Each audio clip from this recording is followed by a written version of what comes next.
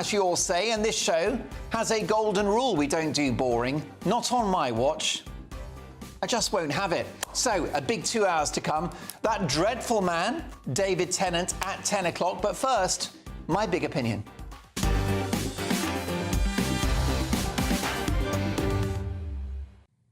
We just have to hope that whatever happens this coming Thursday when the nation goes to the polls, that woke doesn't win. And whether our next Prime Minister is Sir Keir Starmer or Rishi Sunak, one of these two men has got to spend the next 5 years pushing back on this divisive and frankly sinister movement which is damaging our society. The brilliant historian Niall Ferguson likens the increasingly woke West to the crumbling Soviet Russia after the Second World War. He thinks it could bring down the West altogether. Writing for the excellent Free Press website, he said the following. He wrote, "A bogus ideology that hardly anyone really believes in, but everyone has to parrot unless they want to be labelled dissidents. Sorry, I mean deplorables. Check. A population that no longer regards patriotism, religion, having children or community involvement as important? Check. How about a massive disaster that lays bare the utter incompetence and mendacity that pervades every level of government? For Chernobyl, read COVID. Check." He's absolutely right. As I said all the way back in 2020 on my old talk radio show, COVID was the first woke pandemic. Debate was stifled. Critics of lockdown were called granny killers. The virus coming from a lab was a conspiracy theory, and those who couldn't understand why healthy people were forced to take the jab, and those who didn't want to cover their faces with a filthy, worthless rag were far right. Make it make sense. Now, women are the greatest victims of wokery, with their hard-won sex-based rights being eroded by biological males who feel female. It reached its nadir in Scotland when a male double rapist was accommodated in a women's prison. Some governments around the world are looking to make it illegal to misgender someone. In other words, to call a man in a dress a man. That means it would be illegal to say something which is the case. Hopefully that conveys to you the sheer gravity of the situation and why this mind virus must not prevail. So-called critical race theory, a central plank of wokery, is the opposite of Martin Luther King and the dream of a colourblind society. This is a dark and sinister force which freezes out the family, with kids transitioning at school from Johnny to Jane without the permission or knowledge of the child's parents. It tells camp boys and butch tomboy girls that they're trans when they're probably gay. It tells young people that they're trans when they're either depressed, confused, or autistic. This is a toxic political and cultural force, which is akin to a cult or a religion. Don't take my word for it. Here is one of the world's greatest intellectuals, Richard Dawkins, on this very programme, sharing his views about wokery.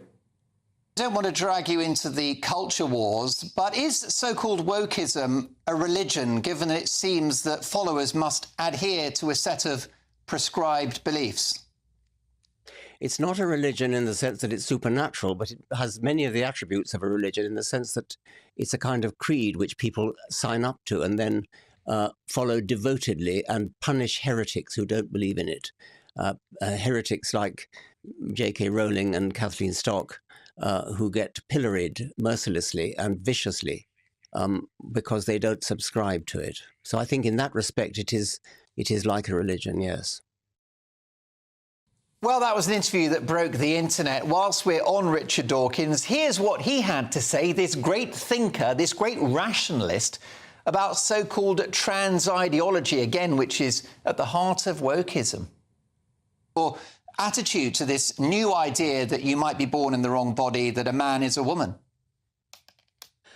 I think it's pretty well nonsense, and it's become... I mean, there may be one or two individuals who really do have a sort of mental problem with being born in, feeling they're born in the wrong body, but it's become a fashion now, especially among young people. I think that's pernicious. And as for newspapers reporting about I don't know, a woman raping somebody with her penis. I mean, that is a debauchery of language, and I think it's shocking, and I strongly disapprove of it. Brilliantly put. This is a force which seeks not only to divide us, but to make us hate ourselves, with the characterisation of British history as shameful, even though we gifted the world parliamentary democracy, the modern market economy, we invested billions in infrastructure in poor countries, established a post-empire community of nations called the Commonwealth, and we ended slavery. But wokery in schools and universities is teaching young people to despise Britain, and that doesn't end well. This movement has no empathy whatsoever. It is merciless, ruthless, tyrannical and unforgiving. The debanking scandal, for example, demonstrates that if you don't sign up to the woke agenda, you won't even be able to have finances, which makes it impossible to live or participate in society. The cost of living, crime, education and the NHS are all critical issues on Thursday. But the culture wars matter too, because they impact people's daily lives and shape what it's like to live in this country. People are sick and tired of not being able to say what they really think. They're sick and tired of being censored, of being a bad person for standing up for common sense, for science, and for what they believe, such as strong borders, family values, or protecting the innocence of kids. They don't want chicks with dicks in women's changing rooms. They're sick of trigger warnings on TV comedy shows or being forced into a meeting with HR for getting someone's pronouns wrong, even though it's bloody obvious that there's no such thing as gender neutral. Whoever prevails on Thursday, the 4th of July, it's critical that woke doesn't win.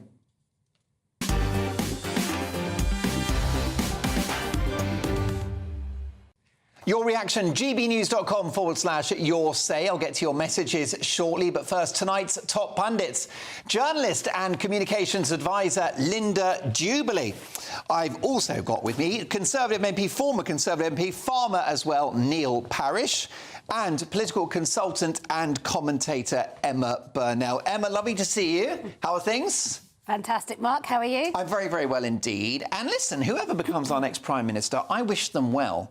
And I hope they're going to be very successful for this country. But whoever it is, whether it's Keir Starmer, whether it's Sured Davy, whether it is Rishi Sunak, our next Prime Minister has got to defeat woke.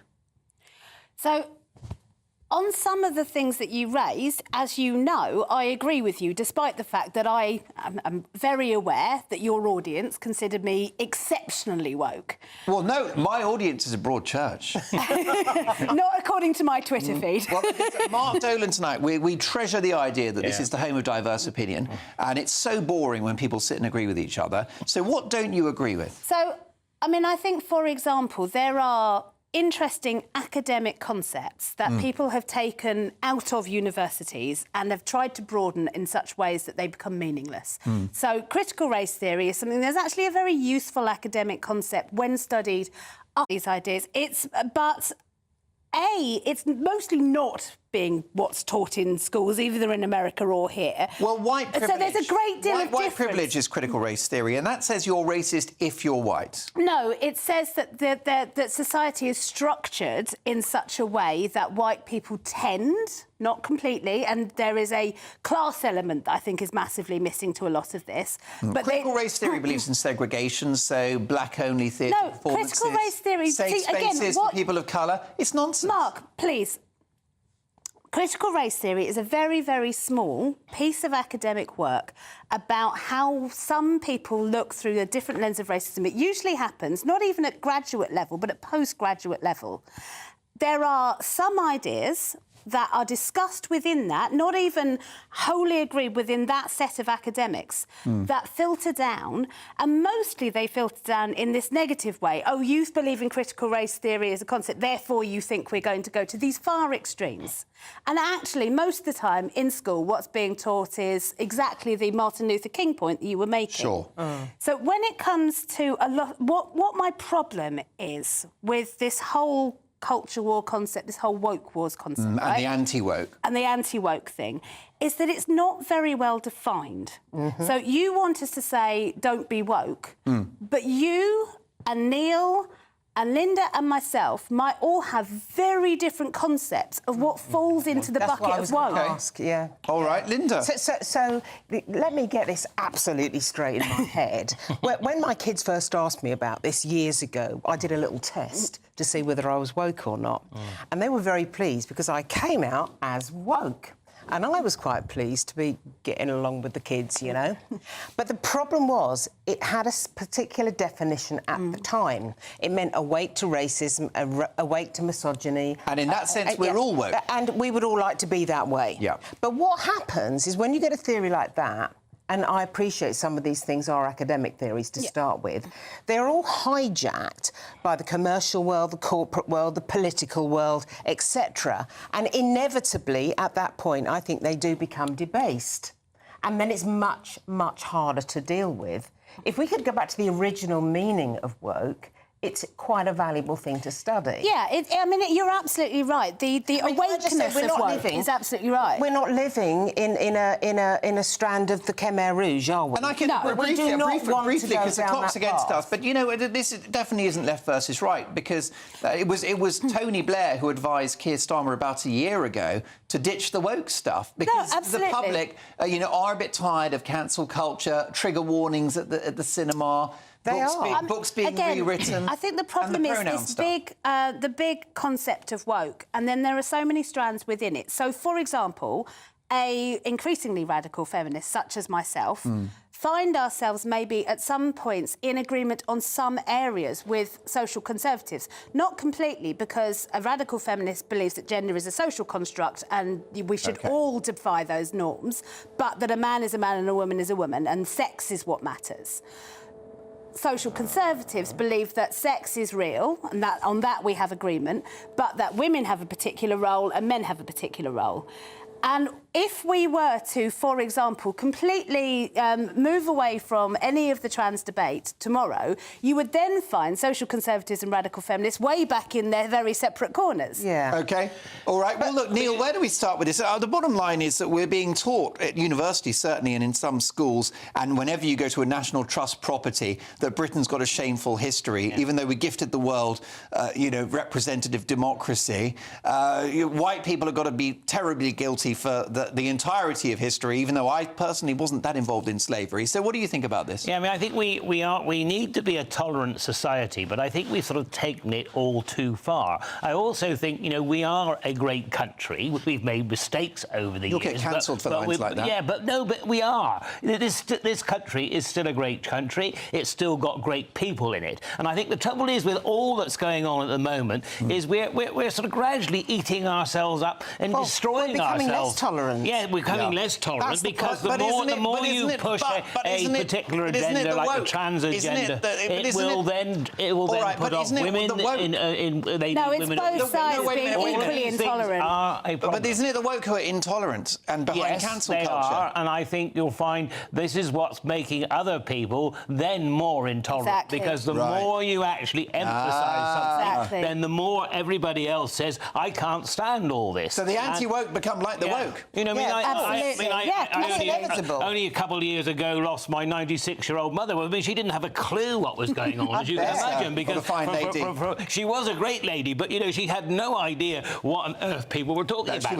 As for all this sexuality, she didn't have a clue what it was all about. God bless Mrs. And I think it was probably the best thing to me, actually. I'm pleased to hear that. She pushed you out. She did something right. Listen, folks, let's crack on, because next in the big story, Rishi Sunak says a Labour government will cause irreversible damage within just 100 days of coming to power. Not so, says a top Labour insider, who joins me next.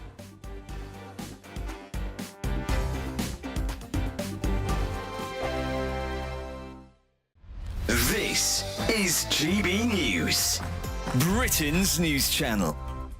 The University of Cambridge has told students to stop flirting with staff under a new policy banning sexual relationships with professors. The new rules, which come into force next month, beginning of July, include a warning against behaviour that could be interpreted as flirtatious. University staff have been told they must report any behaviour that could constitute a student making advances towards a personal, particularly intimate relationship with them. If you're a tutor, how do you interpret what is flirting and what is just sort of like having a bit of banter? fact, we've got to sort Very nice trousers, by the way. Thank you. You see, you didn't even recognise. Oh, I didn't. Very well. I think I'm blushing now. I'm blushing. So, what's flirting? What's me complimenting your very well-fitting trousers? Yes. Well, there is a line, because obviously when you're 18 and you go to university, it might be the first time you're away from home. It might be the first time that you're open to maybe a bit of a nightlife, social activity, drinking, and all the rest of it. On the flip side, I know a couple who, the pupil ended up dating their professor, and they've been together for about sort of 15 years now. So I used to go after lectures with my professor and the whole seminar. We used to go to the pub afterwards, and I became very good friends with. She was a mature student. She was on the very, very far left of political. You wondered where that was going for a second, didn't you? We both breathing a huge sigh of relief. Very quick for you, Joe. We're running out of very nice trousers as well. We're running Thank you. Not as snug as Charlie. I think you've got to have some rules in place that there's no abuse of power. Policing it's difficult. We ought to be in a position where you can say, get off, back off, or, banter's fine. Actually, I hate that word. I hate it almost as much as woke. Go on, email in. Thank you very much. I'm flirting with both. The People's Channel. Congratulations to the GB News winners at this year's Trick Awards. And the winner of Interview of the Year is... Alistair Stewart reveals his heartbreaking diagnosis to Camilla Tominey. And the winner is GB News Breakfast. And the winner is Nigel Farage. And thank you to you, our GB News viewers and listeners, for making us the People's Channel, Britain's news channel. Hi there, I'm Michelle Dewberry, and I'm going to take a second to tell you all about my show, Dubes & Co. We start off with the issues of the day. We then bring in both sides of the arguments. We get rid of the disrespect, and then you throw me into the mix. And trust me, I'll tell it exactly how it is. And then, of course, the magic ingredient, you at home. We mix it all together, and what have we got? In my opinion, the best debate show in town. Monday to Friday, 6 till 7 on GB News, Britain's news channel.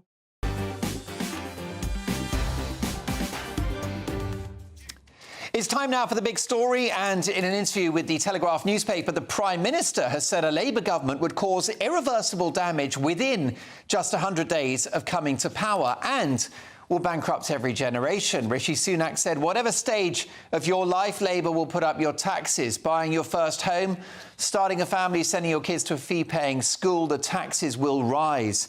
Investing your savings, receiving your state pension and leaving behind a legacy. Again, Labour will raise your taxes. He also warned a supermajority could keep Labour in power until 2044. Well, a man who would love to see that happen is former Labour MP Dennis McShane, who joins me now. Dennis, you must be so excited. I mean, this is a procession for Labour, isn't it? You get the champagne corks open already, I would have thought.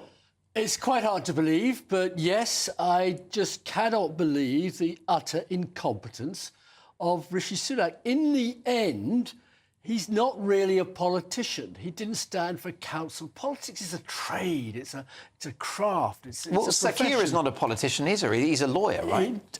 So are the two men not similar? At times, that shows. He's had a lot more interface with politics as head of a very important public service, the Crown Prosecution Service, and he's also had the advantage of a lot longer time in opposition. Rishi is parachuted in. William Hague bequeaths him his safe seat up in North Yorkshire. The idea of having a fabulous Californian billionaire excites Tories, and he's a competent guy. Doesn't drink, doesn't eat one day a week or something. But he just gets so many things wrong. Leaving D-Day, wrong. Embracing Farage, wrong. He's just not got the right, the big fingertip feel of politics. I mean, I think embracing Farage is a bit strong. I think he left the door open, which I think is politically pragmatic. But let's talk about Labour, because they're likely to win the election. The problem is that Britain can't afford a Labour government, can we? At the moment, we're spending £100 billion a year on interest of our debts. Yes. So what exactly is the point of a Labour government if there's no money? Well, Thank you very much, Conservative chancellors. Thank you very much, Liz Truss. Thank you very much, pandemic. Thank you very much, lockdowns, which Keir Starmer wanted more of. The pandemic hit every country the same. And every country's broke. And every country responded more sensibly than we did. We're the only country, for example, that handed over so much of our national wealth to Tories who had connections to buy protective clothing in, and what is a scandal, I hope Labour looks into this, the Treasury has said they're not going to investigate any of the clear corruption and criminality involved in any of this. You're going to wipe it under the carpet. We would have had more expensive lockdowns under Keir Starmer if he'd become Prime Minister at that time. He said that Freedom Day on the 19th of July 2021 was reckless. Look, I mean, I have no idea what Sir Keir Starmer would have done. Well, I remember these things because these were devastating. You're fair enough to remember them. I still think you can look at most other equivalent G7 countries handled it better. They came in faster, they brought in proper vaccines, they didn't obsess with having a world-beating English vaccine. I'm glad AstraZeneca was invented, but actually most of us have been protected thanks to Pfizer and Moderna and the other more modern vaccines. Now, what we do know is that in when the Tories came in under Tony Blair, Britain had That's a Freudian slip. When the Tories came in under Tony Blair, I mean, I know he was right-wing, but I'm not sure he was a Conservative. Do you mean 97 or do you mean 2010 with David Cameron, the coalition? Under Tony, and I was there, we had average growth of 3.5% a year. That has not been seen. OK, fair enough. So are we going to get growth under Labour? I hope so. How are we going to do that if businesses are burdened with red tape? Workers' rights are going to make it more expensive for companies to hire people and fire them. How does that boost the economy? Workers' rights? If you mean training people... No. Workers' rights, industrial action. Well, wait a second. I mean, the unions are not at all keen on industrial action. They'll not have no. They've been very keen on it over the last 2 years. Ask anyone that tried to get a train or be seen in the NHS. That is thanks to who are the managers responsible for that? All of Sunak's ministers. He bequeathed us or gave us the biggest strike wave in the democratic world in the last 50 years. What macho posturing that was meant to achieve, I've no idea. Like the healthcare strikes we're still facing because he insists that the junior doctors, the doctors, have to obey him. In every other and he's absolutely right, because he's the Prime Minister. No, in every other... And they should obey him. No, they should not. Not if he's making mistakes. Well, they're looking for 35%. So are Labour going to fold? You see, that's another thing that Britain can't afford, is for Prime Minister Starmer to roll over to the unions and give them massive inflation-busting pay rises, which gets us back to square one. I mean, this is all sort of 1970s cliches.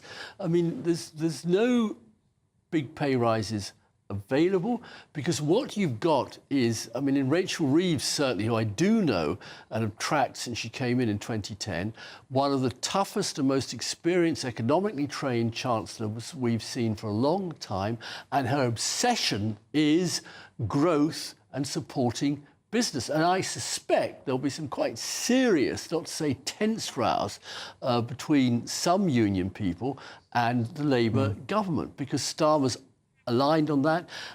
And as far as I can see from most of the MPs I see being selected, the shadow cabinet, I know a lot of them, they're friends, they've all come through a hard training course. And they will not play games with the guy. If you care about growing the economy, any economist will tell you you're going to have to get taxes down. There's a direct correlation. The IMF downgraded the UK's growth prospects last year because of our high taxes.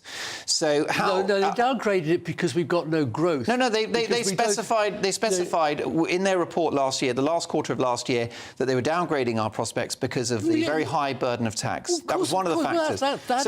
So which taxes are Labour going to reduce in the next 5 years? That is the Liz Truss inheritance. Oh, you guys are obsessed with Liz Truss. She was only Prime Minister for 44 days. She did huge damage. Keir Starmer's going to have 5 years. How is he going to reduce taxes? Anybody who's going to face having an interest-only mortgage renewed in the next year is going to be very, very upset with what Liz Truss has done in that field alone. And that's quite true. Taxes have gone up because we've had such an incompetent government. I'll give you a biggest tax, 2011, a student had to pay back £17,000 for student loans. Yeah, we can agree that's not good. Now it's 50,000. Those are gone Tory up. policies. OK, so can I just ask you, which taxes are Labour going to reduce in the next 5 years? Because if you want to grow the economy, you've got to cut taxes. So which ones are going to be cut, do you think? Well, I certainly hope that students won't be left with that burden. OK. And there are many mechanisms that we looked at from different parts of the world. But what about those working people that Keir Starmer's so fond of? Which taxes will they pay less of? Well, if your children are coming out of university, that might be one.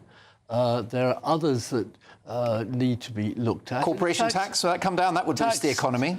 But we've cut corporation tax, and the Tories have both tried to cut taxes and ended up increasing taxes because you still have to have an army. You have to have a police force. So no taxes will come down under Labour for the next 5 years? I certainly hope. I'm a tax-cutting socialist, but I'm not in the government. I'm not even... How does it boost the economy if you can't cut taxes? How do you square that circle?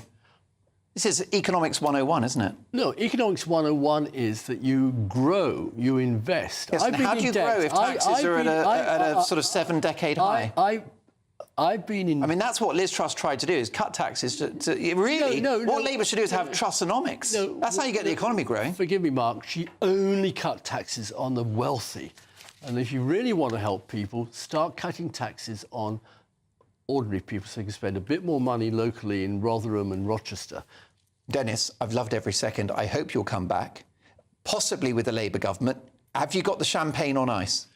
I've almost given up drinking, so it's a much easier way to do sort of politics. So you'll celebrate with a cup of tea on Friday morning if there's a Labour government? I'll certainly be celebrating. And I'm fairly confident. To my huge surprise, I'm campaigning in Westminster, flagship Tory seat. Boy, oh boy, they just don't like Tories anymore. There you go. Well, listen, Dennis, I hope you'll be a regular commentator on this show if there's a Labour victory. But look, folks, it's all to play for. Now, the Conservatives will argue that they have a compelling offer to the voters. All that really matters is that you cast your vote one way or another. Coming up with tonight's top pundits, with birth rates falling dramatically, should the government pay people to have babies? See you in 2. Good evening and welcome to your GB News weather update, brought to you by the Met Office. Well, a changeable week ahead with some rain and showers, plenty of dry weather around too, though. For today, though, we've got a frontal system clearing its way southeastwards, allowing a ridge of high pressure to build, bringing a fairly settled evening. Notice the winds coming from a northwesterly direction, though, meaning things are going to be feeling a little bit cooler. A change on the way into this evening, though, as we see outbreaks of rain move their way into western and northwestern parts of the UK. But on the whole, overnight, plenty of dry weather around, a mix of cloud and clear spells. And under those clear spells, it will feel a little bit cooler, but most towns and cities remaining in the double digits. An unsettled picture as we head into Sunday, particularly across northern areas, as we'll continue to see those outbreaks of rain edge their way into eastern parts of Scotland. So fairly damp in the west, a few drier spells before that rain moves in the east. Quite a damp start too across Northern Ireland, northwestern parts of England, but once again in the far east, around Yorkshire, for example, fairly dry with some bright sunshine to start. And similar across the south and southeast, a mix of cloud, but also some bright sunny spells to start the day on Monday. Generally, though, it is going to be quite an unsettled picture. Outbreaks of rain spreading their way eastwards across the country, a little bit heavy at times across hills in Scotland. Generally, though, later on across Wales and the south and southeast, a bit of cloud around, but some sunshine breaking through, particularly across southern parts of Wales and Devon and Cornwall. A bit cloudier in the southeast, but that's where we'll see the best of the temperatures, highs of around 21 Celsius. For Tuesday, another north-south split with some showers and some longer spells of rain feeding into the northwest and later on into northern parts of England and northern Wales. And across the south and southeast, that's where we'll have the driest of the weather again and the best of the temperatures. Turning windier from midweek, but plenty of dry weather around too. Bye for now. If you want your news to be straight talking, this is a nightmare for the Conservatives again. Down to earth. It's not just Nottingham where this is happening, is it? And most importantly, honest. Hard-working, middle-class taxpayers, they'll get their book thrown at them. They catch me, Martin Daubney, Monday to Friday, 3 till 6 p.m. on GB News, Britain's news channel. I'm Emily Carver. This is GB News, Britain's news channel.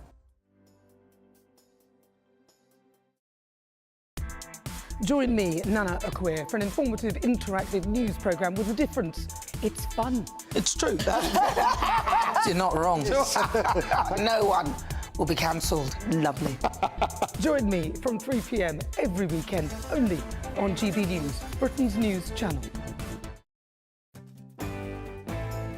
I'm Andrew Pearce. This is GB News, the People's Channel, Britain's news channel.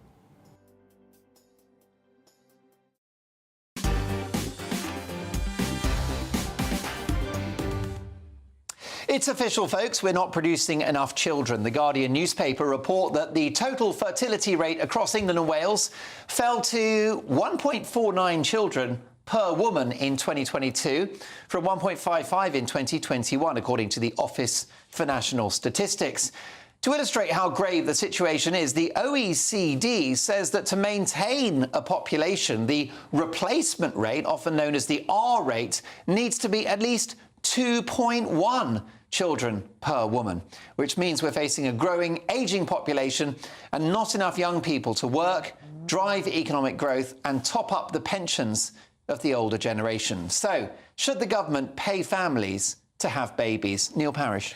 I think one great thing we've got to tackle, and this is a pet theme of mine, is the interest that they're paying on student loans. Because what you've got is a whole raft of society now who can't afford to have children because they can't get on the housing ladder and they want to have a decent home before they start a family. So if we were to tackle that would help. And I think there are other things that can be helped as well. But of course, the cost of childcare, all of those things is putting a lot of people off of having children. And of course, you know, joking apart, I'm a farmer. I actually believe in having stock on the farm, right? So you've got to have people having children. Therefore, you have got to set about the right policies because otherwise, you see, younger people will decide that quality of life that they are, and if they will not have children. I've been to his farm and he walked around all day with a bucket of semen. No, I did not. That's exaggerating. And then he did some farming. And now, the thing is, you went so I look around at my own family, my children, my wider family, and when you talk to them, you discover that either their rent or their mortgage repayments is equalled by their childcare expenses. Crazy. I mean, they're paying as much in childcare as they are to get a roof over their head. Absolutely. You can't carry on that way. And actually, at the moment, I think we've got something like 1 in 4 people in this country are economically inactive. Well, they cannot generate enough money to put into the exchequer to cover our costs. It's simple budgeting, really. You have to be having more children that grow up, that enter the workforce, that pay tax. That's simply what has to happen. Especially if you're going to give more pensions as well. It just doesn't work. You can't just offer payments to people to have babies. It's like the Pope giving them a medal for having 6 children. You can't do that. This is what politicians don't really understand. Is they come up with headlines and actually what it takes is long hours of diligent work and thought and implementation in order to make things work. And earlier, Emma, we were talking about the culture wars. Maybe there needs to be a cultural change where we sort of encourage people to have kids and explain what a blessing it is.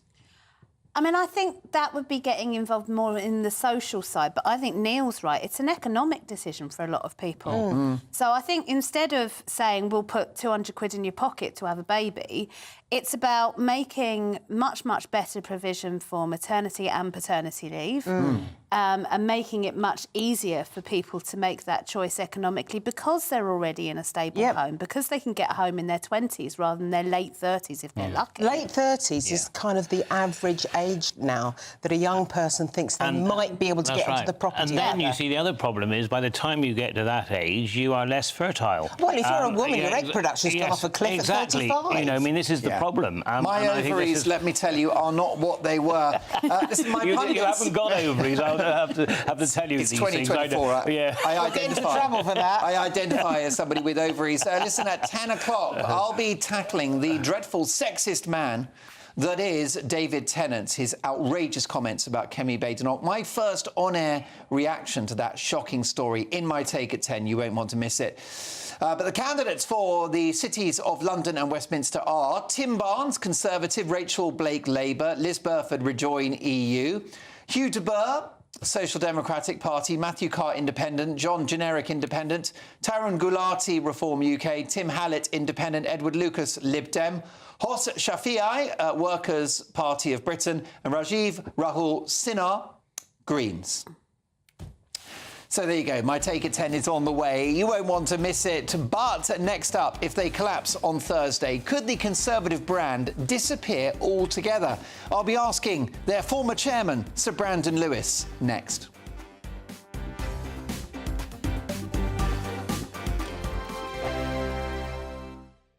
Patrick Christie's Tonight. Weekdays from 9 p.m. The mystery surrounding the disappearance of flight MH370 has perplexed the planet now for 10 years. But now all of a sudden researchers at Cardiff University have piped up and said, oh, we heard a beep. Aerospace engineer, founder of MH370search.com is Richard Godfrey. Richard, are we going to find this thing? The new research is much more thorough and gone in much more detail. It is picking up acoustic waves under the water. It's not conclusive, but it's a good step forward. Is this a cover-up job of epic proportions? Do you think something quite sinister happened to this plane? Because it is all very odd. I think you're right. It is all very odd. It is.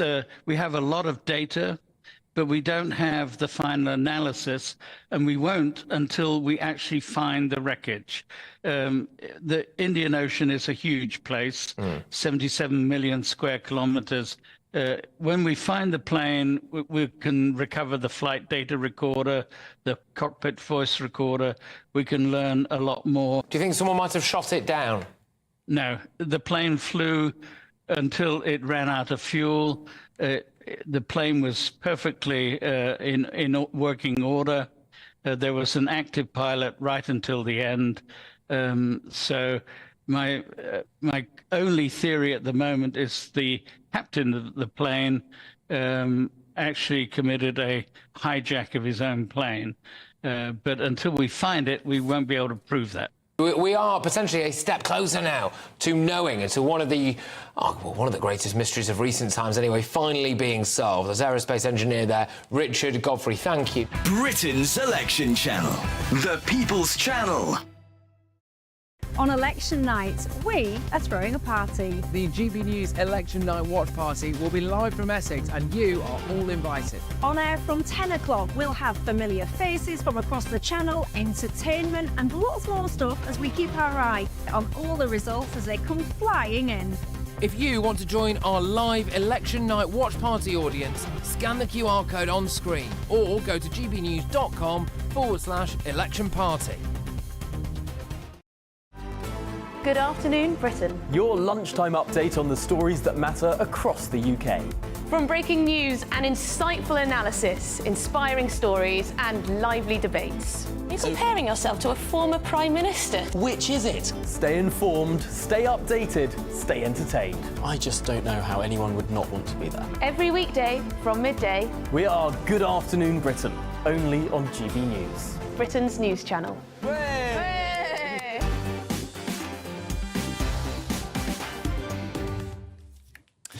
Coming up at 10 o'clock in My Take at 10, I'll be dealing with the sexist Doctor Who actor David Tennant. I won't be pulling my punches. I might even send in the Daleks, so don't miss it. That's My Take at 10. In 15 minutes' time. Now, if they collapse on Thursday, could the Conservative brand disappear altogether? If the polls are accurate and the Tories win fewer than 100 seats, what is the future for the most successful political party in the history of Western democracy?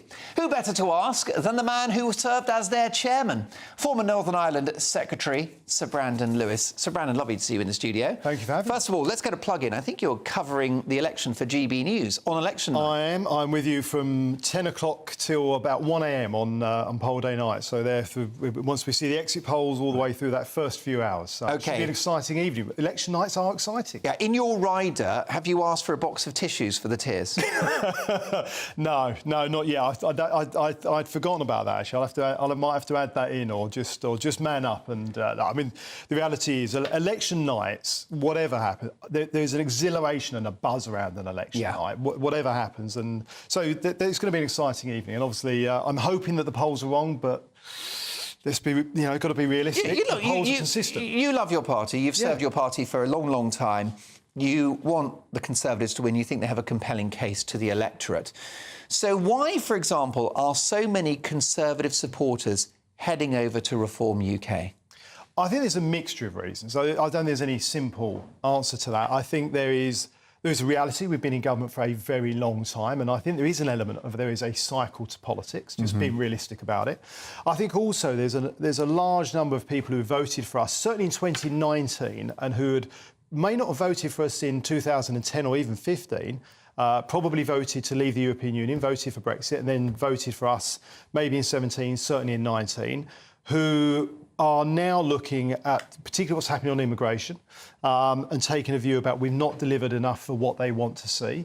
And therefore they're looking elsewhere, or they just feel it's time for change. They're not going to vote Labour, so what is there? And Reform gives them an outlet. And what we need to do, and what I hope we'll be doing over the next few days, and I think there is still room to affect the outcome, is to persuade people that the Conservatives is the right way to go, because ultimately we're going to give people the best answer for their lives, lower tax, hopefully lower regulation, I'd like to see as well, and delivering for the country.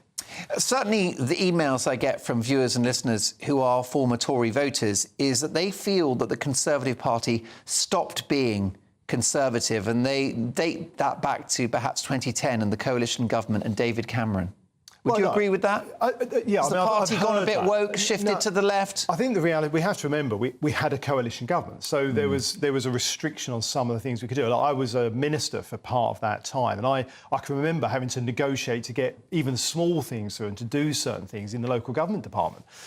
So there was always going to be compromise. That's the reality of coalition. And we've had COVID, and we've had the war in Ukraine, and referendums that have distracted government from doing day-to-day work.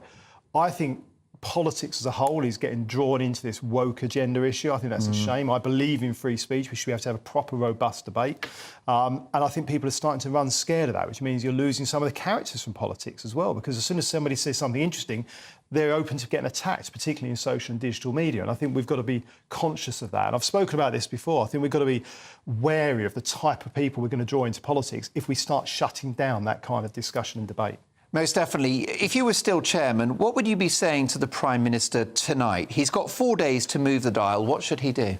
I'd be saying, look, with 4 days to go, and if you look at the polls, and they are consistent, and I'm a realist, and much as it might disappoint me, I'm realistic about where they are. But when you dig into them, there's a good number of seats that are very marginal and could still go either way, and we could see quite a big spread. I actually think we will see some very interesting results and more outliers at both ends of the scale than we usually see. So in the next 4 days, it's focusing on convincing those people not to be tempted by Reform, not to be tempted by Labour, who, let's be frank, aren't really saying anything.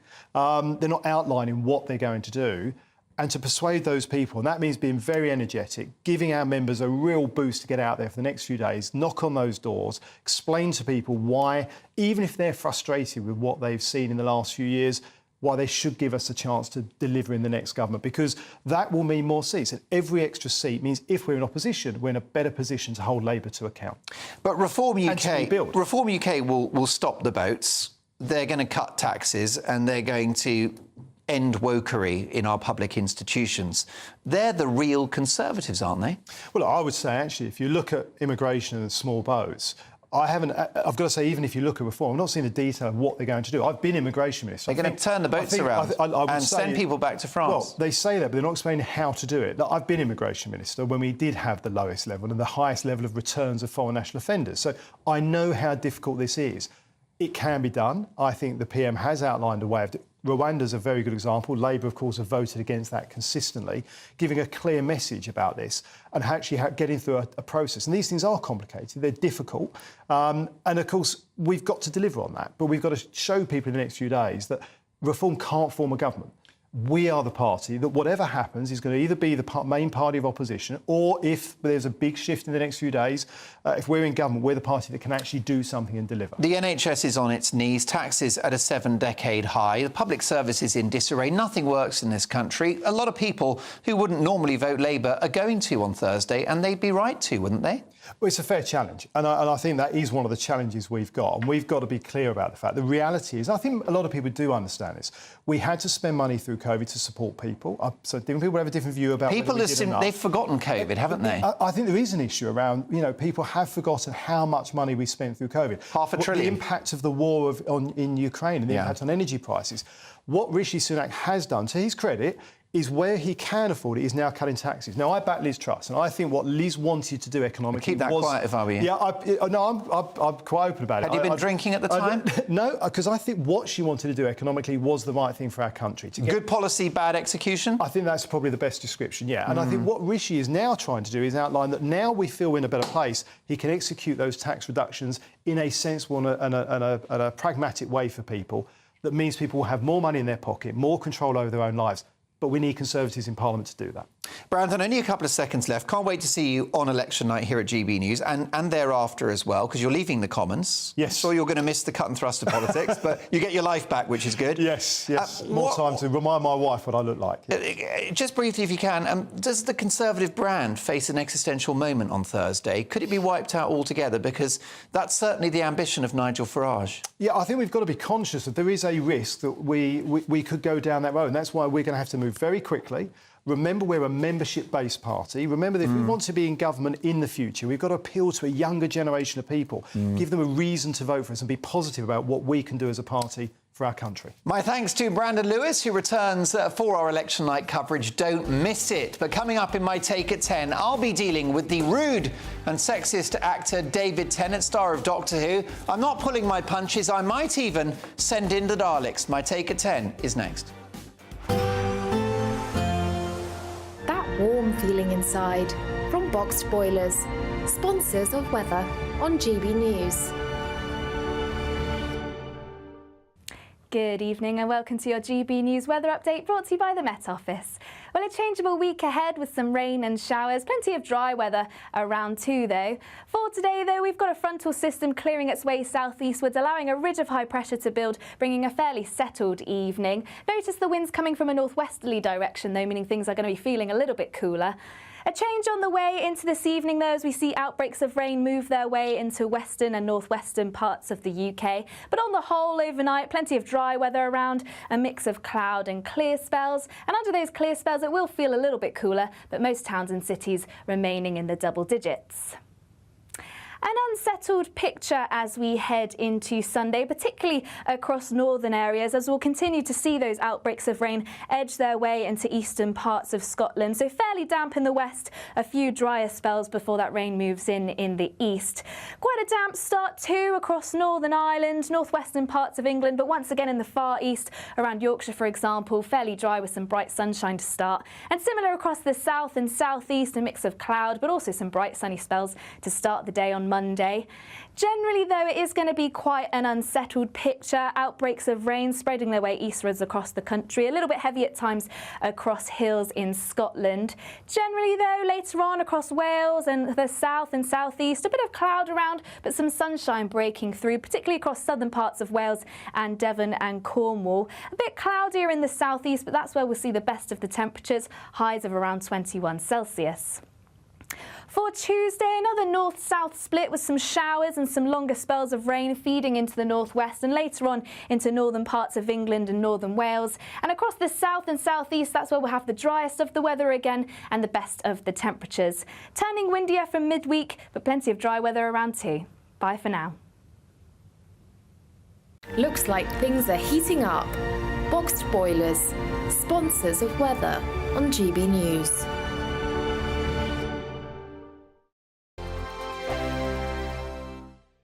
It's our summer treat to you. Your chance to win an incredible £30,000 in tax-free cash. Our biggest cash prize of the year so far. With an extra £30,000 in your bank account this year, you could take the ultimate financial holiday and send some of those day-to-day financial stresses packing. £30,000 could get you those nagging home improvements done, buy that brand new car, or just enable you to kick back and relax for the rest of the year. For a chance to win £30,000 in tax-free cash, text CASH to 63232. Text costs £2 plus one standard network rate message. You can enter online at gbnews.com/win. Entries cost £2. Or post your name and number to GB07 PO Box 8690 Derby DE1 9TT.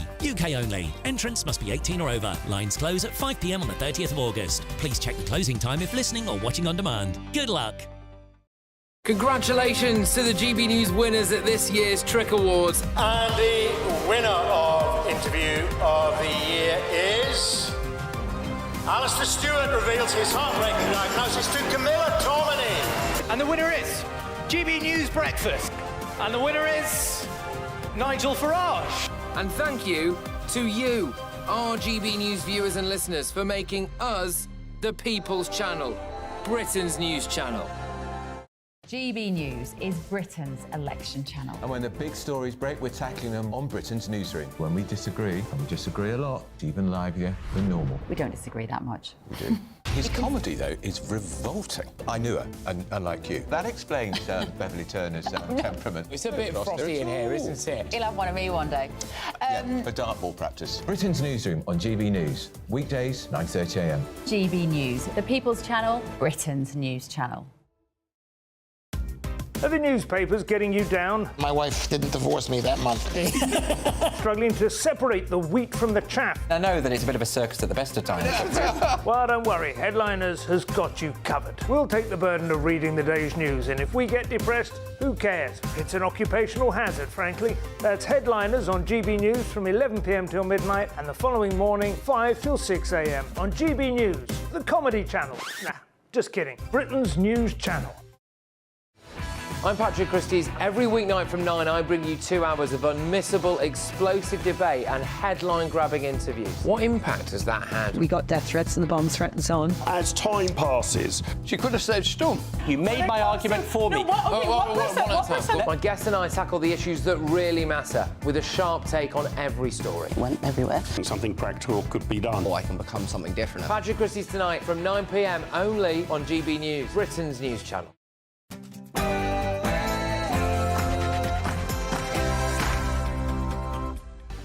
It's 10 o'clock on television, on radio and online in the United Kingdom and across the world. This is Mark Dolan. Busy hour to come. In my take at 10, Doctor Who actor David Tennant tells Government Minister Kemi Badenoch to shut up because she wants girls to have their own toilets. And he wishes she didn't exist. I'll be dealing with this rude, sexist man in no uncertain terms in just 2 minutes' time. I'll be putting this Doctor Who star on the naughty step in the TARDIS. And I might even send in the Daleks. In a developing story tonight, Nigel Farage has sensationally ruled out joining the Conservatives after the election, telling a TV interviewer he wants nothing to do with them. But they face a setback too as a Reform candidate defects to the Conservatives over racism claims. I'll get reaction from former government minister and Reform UK supporter Anne Widdecombe. And in the last word, as the Sunday Times and the FT come out in support of Labour, does the backing of newspapers still matter in British politics? I'll be asking former Sun editor Kelvin Mackenzie, plus Kelvin will be reacting to the great news that England are through to the next round in the Euros. Is it coming home? Plus tomorrow's newspaper front pages, a packed show, lots to get through. I'll be dealing with David Tennant in no uncertain terms. You won't want to miss it in 2 minutes' time. First, the news headlines and my favourite time traveller, Sam Francis.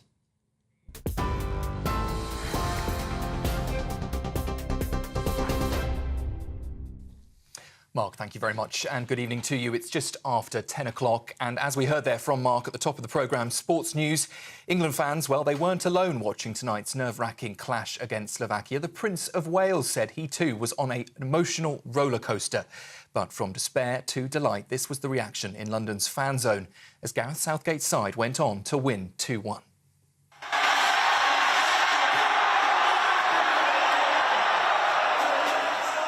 Well, Slovakia struck first in the 25th minute, dominating much of the match. Declan Rice hit the post, hoping to equalise, but it was Jude Bellingham's first shot on target that tied the game.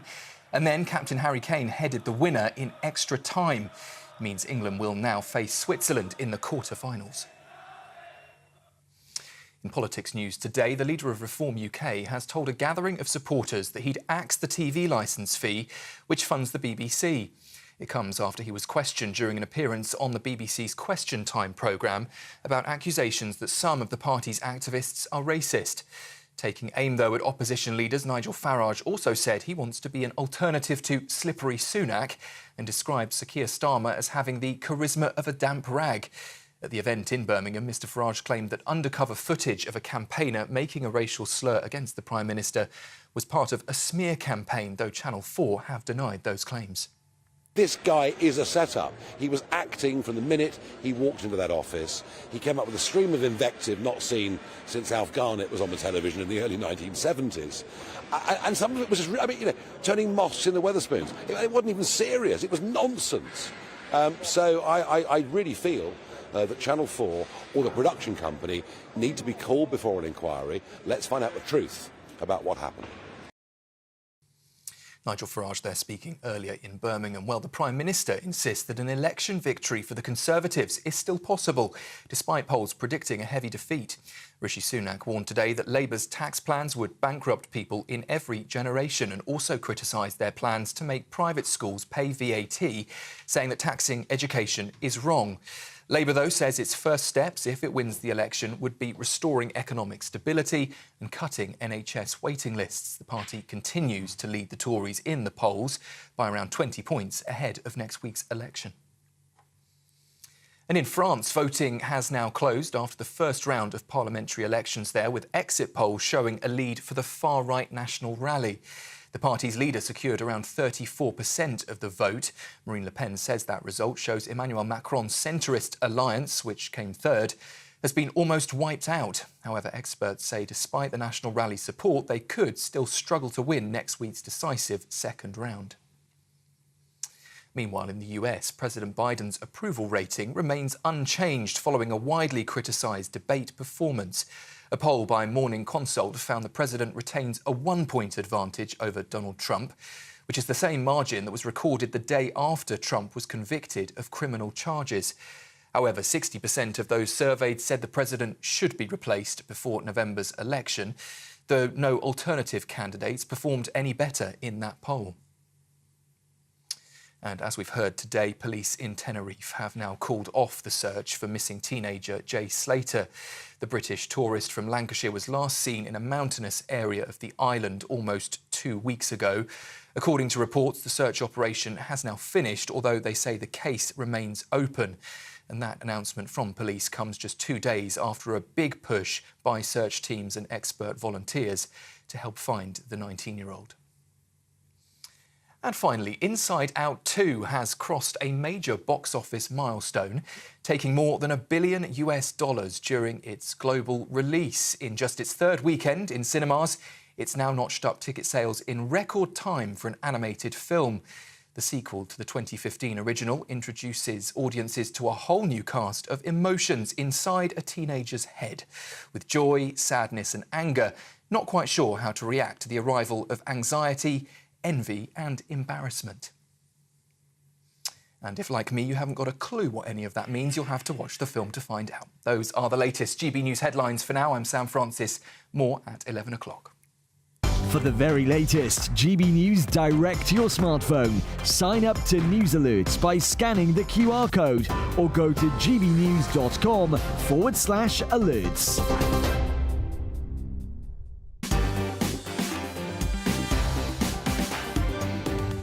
Welcome to Mark Dolan tonight. How are you? In a developing story this evening, Nigel Farage has sensationally ruled out joining the Conservatives after the election, telling a TV interviewer he wants nothing to do with them. But they face a setback too, as a Reform candidate defects to the Conservatives over racism claims. I'll get reaction from former government minister and Reform UK supporter Anne Widdecombe. Plus, in the last word, as the Sunday Times and FT come out in support of Labour, does the backing of newspapers still matter in modern British politics? I'll be asking former Sun editor Kelvin Mackenzie. Plus, Kelvin will be reacting to the great news that England are through to the next round of the Euros. Plus, tomorrow's front pages and live reaction from tonight's top pundits, including Neil Parish, Linda Jubilee and Emma Burnell. A packed hour, those papers are coming, and Anne Widdecombe is waiting in the wings. But first, my take at 10.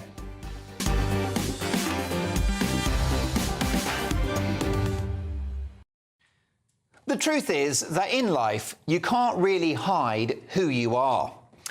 And whilst the millionaire actor David Tennant is famous for adopting a number of roles, including Doctor Who, he revealed his true self on Thursday. But I suppose if I'm honest, I'm a little depressed by the fact that acknowledging that everyone has the right to be who they want to be and live their life how they want to live it, as long as they're not hurting anyone else, should merit any kind of special award or special mention, because it's common sense, isn't it?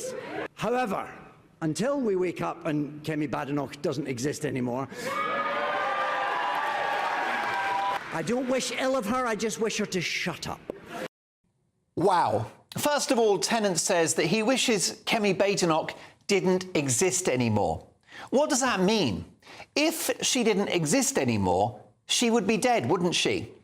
Is her view that there are two biological sexes, which can be confirmed by any GCSE biology textbook, so egregious that she should be snuffed out, magicked away in a time machine to a galaxy far away where she can't pollute the Earth with her common sense views? Mr. Tennant says that I wished no ill on her, but the previous sentence was that he would like her not to exist anymore.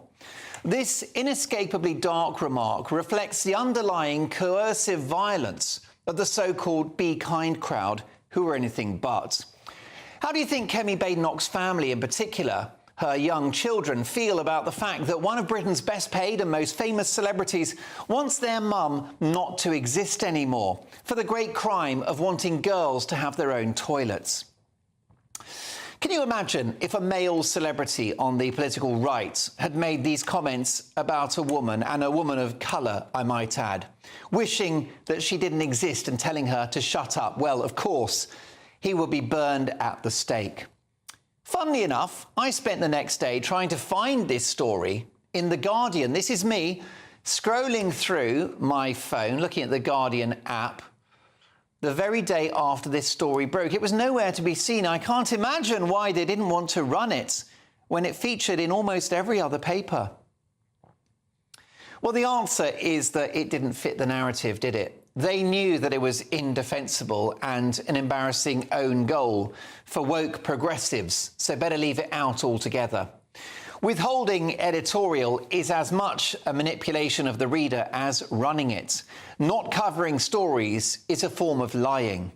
So will David Tennant succumb to the scourge of cancel culture?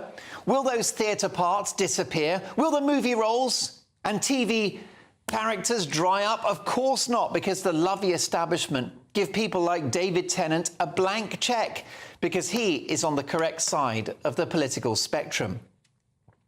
Now, these people think three things, OK? They think that they're right about everything, they think that they're the good people, and they think they will win. Well, let me tackle each one head on. They're not right about everything. There are not 100 genders, and you cannot change your sex. As evidence to support my case that Doctor Who lives in a fantasy world, let's hear from one of the greatest experts on human reproduction in the world, Professor Robert Winston, speaking on the BBC Question Time show. I'll say this categorically, that you cannot change your sex. Your sex actually is there in every single cell in the body. You have a chromosomal sex, you have genetic sex, you have hormonal sex, you have all sorts of different kinds of psychological, brain sex. They're all different. Well, there you have it. I wonder if David Tennant wants him not to exist as well. I wonder if he would tell an erudite man like Professor Winston to shut up too. So, people like David Tennant are wrong. Secondly, there's a perception that people like him are the good people, except their supporters, who often share the same bonkers creed as Tennant, issue death and rape threats to women like J.K. Rowling and Martina Navratilova, who merely think that men should stay out of women's sport and stay out of their locker rooms. A current Labour candidate, Rosie Duffield, is now too fearful for her safety to appear at election hustings because she is gender critical, which in my book is gender factual. So given the tyranny around this movement, they are not the nice people. And last but not least, they will not win. The truth is like water on a cracked roof. It will make its way through eventually. If I'm honest with you, the Daleks make more sense than this Doctor Who star who wants to exterminate anyone who doesn't agree with him. He should spend more time living in the real world and less time locked away in his TARDIS, travelling backwards in time when it was OK to tell women to shut up.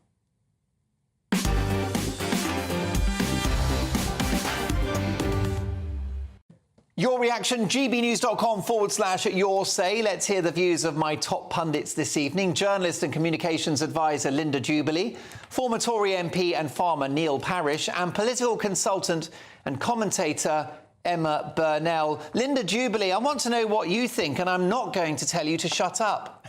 Well, that's the moot point about the whole clip, if you like. It's so intensely rude to tell anyone to shut up. That's the first point. And he was very, very unfair to her. I don't think he should have come out with this at all. I don't really understand his reasoning, and I don't know why he stands on a stage and makes these remarks, which I think are misogynistic and unfair. And as you rightly point out, in one breath he's saying he doesn't want her to exist, and in the next breath he says, well, you know, I've got nothing against the woman, apart from the fact that he doesn't want her to exist. It's just, well, it's badly thought out, but above all, it's rude. And even worse than that, it's very, very unkind. However, Neil Parish, perhaps David Tennant feels that there is a lot of prejudice against trans people. They get a terrible amount of abuse online and in real life. They don't have an easy time of it, and he's got their back. Yeah, but you can't attack somebody like Kemi Badenoch for her views when they are probably, most people in this country actually probably agree with her, actually, that you do actually need women-only spaces. And, you know, if you do have a penis, you should not be in a woman's changing room. Let's be blunt about it. And, I mean, Kemi is a lovely woman. I know her from Parliament. She's got a lovely family. She was expecting babies while she was in Parliament. And so, you know, why on earth does she have to be put through this? And you make the point, you know, that I'm afraid sometimes the left, and especially the trans, are really sort of hyping up all this. Anybody that doesn't agree with them is awful, and you can't say you mustn't exist. I mean, this is crazy, and I think perhaps some of his acting side of him came out, and perhaps he didn't quite mean it like he did. But it is awful to say those things. Well, that's the problem. I think, Neil, he should be apologising for what he said. Actually. Well, that's right. It's shocking that there's no apology, Emma Burnell. He meant every word. Look, I disagree on the edges with David Tennant about this issue, as we've discussed earlier in the programme. I'm a gender-critical radical feminist. So I don't believe that gender is innate. I believe that sex is. I've always fought for women's sex-based rights. I did that before this debate became such a hot topic. I'll do it after it fades away. But I think it's... I think where David Tennant got it particularly wrong on this occasion, and I'm going to say I love David Tennant, and I will continue to love David Tennant after this, and I think that's really important, actually. David Tennant's my favourite Doctor. Absolutely adored his work in that. But I also go right back to much, much earlier work. So I'm not going to stop being a fan of David Tennant. But here's what I would suggest that we all need to do. We don't want our opponents to shut up. We want to debate them. Yeah, exactly. And I think that by wishing away, by saying I wish, and I think, to be honest, there's a slight bit of hyperbole, both from what he said originally and some of the response to it. OK. So I think when he's saying she didn't exist, you can extrapolate that if you want to, but I think that's a little I've got to get to the break. Can I just ask you very briefly, Emma, should he apologise to Kemi Badenoch? I think he should apologise, but I think he should also stand up for his beliefs. There you go. Oh, blimey. OK, well, look, folks, we're going to come back to that during the papers. But next up, in a developing story tonight, Nigel Farage has sensationally ruled out joining the Conservatives after the election, telling a TV interviewer he wants nothing to do with them. I'll get reaction from former Government Minister and Reform UK supporter Anne Widdecombe next. Join me, Neil Oliver, every Sunday night at 6 p.m. on GB News. And if an hour is not nearly enough for you, go to gbnews.com for special extended episodes online every Friday at 9 p.m, where we can truly get into the nitty-gritty of what's going on. GB News, Britain's news channel. This is GB News, Britain's news channel. History lecturers at the University of Liverpool have been advised to problematise whiteness and heterosexuality in their seminars. They are saying that you should be guilty if you're white and heterosexual. Not using the long words they use, but that's kind of what they're saying. But do you know what? History in this country is concerned with more and has been lived by more white people and more heterosexuals, right? And that's the history. I'll tell you something else, Dawn. This is Russell Group University material here. This is Liverpool. It's a really good university. Mm-hmm. The thing that really got me going apart from this, and I thought it was an AI generation of words input into a system to come up with from something. It's ridiculous. The main issue I have is the verb problematise. I've never heard of that before. So they should be prioritising grammar. Let's get first principles back in there firstly. It's just promoting anti-racism. It's not, Amy. It is. Wait. It's just bringing the marginalised voices into the discussion. So no, what they're saying is look at British history through the optic of all perspectives. So let's look at it from the perspective of a queer person growing up. Let's look at it from the perspective of somebody from... But that's not the majority. When I actually looked at the evidence, it's all about unpacking bias. And you have to admit there has been a white bias in history. No, there hasn't, because the facts... From a white perspective... Amy, the facts are, in history, most people in this country are white and heterosexual. Of course, but then there's still... So that's the history. ...voices that deserve to be brought into the discussion as much as the dominant... Look, like, that's all decolonising the curriculum is hearing all sides of the argument. Which surely we at GB News love. We celebrate that. That's what we do. We do, but we're not telling anybody it's bad to be white or it's bad to be... Exactly. That is not what... Amy, it is. It is. The People's Channel. Join me, Nana Akwe, for an informative, interactive news programme with a difference. It's fun. It's true. You're not wrong. No one will be cancelled. Lovely. Join me from 3 p.m. every weekend, only on GB News, Britain's news channel. I'm Christopher Hope. From pop stars to politicians, I'll interview anybody in a pub who's got a political opinion. Join me every Friday on Spotify, Apple Podcasts, YouTube or gbnews.com, or wherever you get your podcasts. GB News, Britain's election channel.